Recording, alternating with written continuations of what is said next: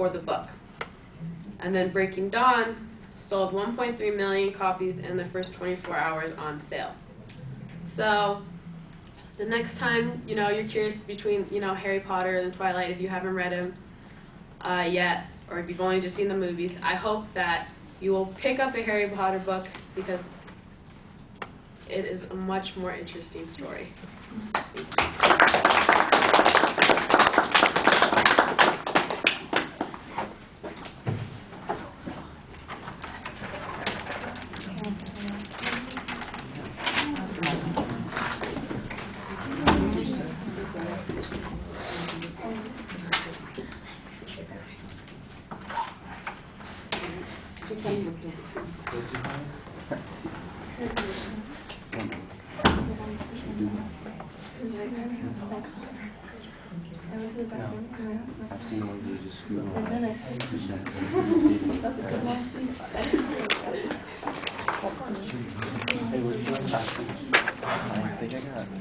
Yeah.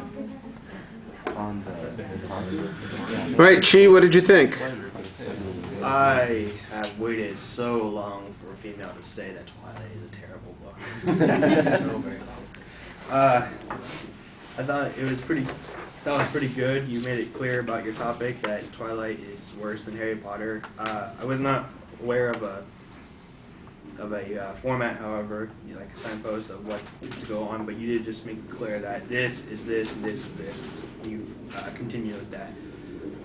You made good points that Harry Potter is about sacrifice and other plots and elements. The blandness of Meyer's writing and how I like how you said that thesaurus is how she makes it sound pretty. You could have gone over why Twilight was popular in the first place. I don't know if it's right, but I did read a blog that Twilight was good because of Bella's blandness and how female readers can insert themselves into the story and assume the position that Edward is their romantic interest and a significant other. But overall, I thought it was good. All right, well, this is an example of one of those arguments that one of those persuasive presentations I told you is a little bit problematic. You're making a value claim here, which is not the problematic part. It's the kind of value claim that you're making. You're making an aesthetic judgment as opposed to a judgment about ethics. And aesthetic judgments are claims of value, but they are often difficult to develop clearly, at least as an oral presentation. I'm not saying that they can't be done.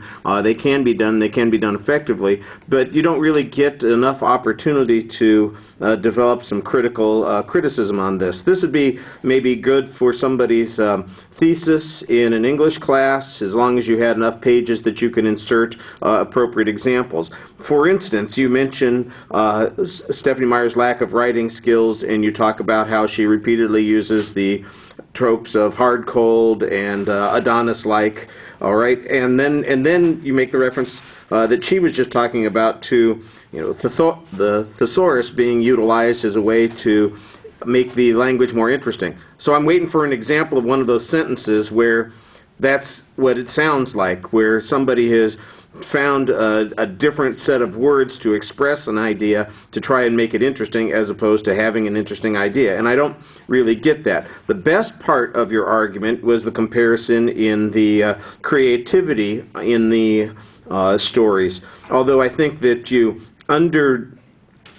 develop your criticism of Twilight on this point. I thought you had good examples of all the things that Rowling added to her story along the way, the invention of the background, the environment in which things take place, the hints in the various stories that come to fruition later on in the story.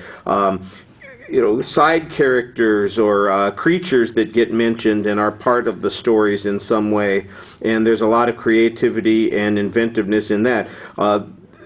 Whereas the Stephenie Meyer's creativity is limited to, like you said, simply the strange way that the vampires are in this. They twinkle instead of burn up in the sun, I guess.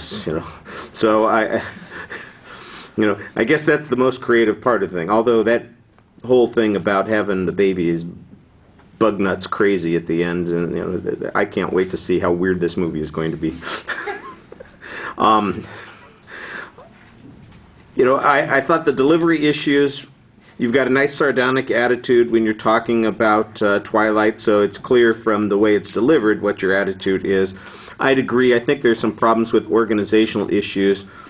It's an interesting idea.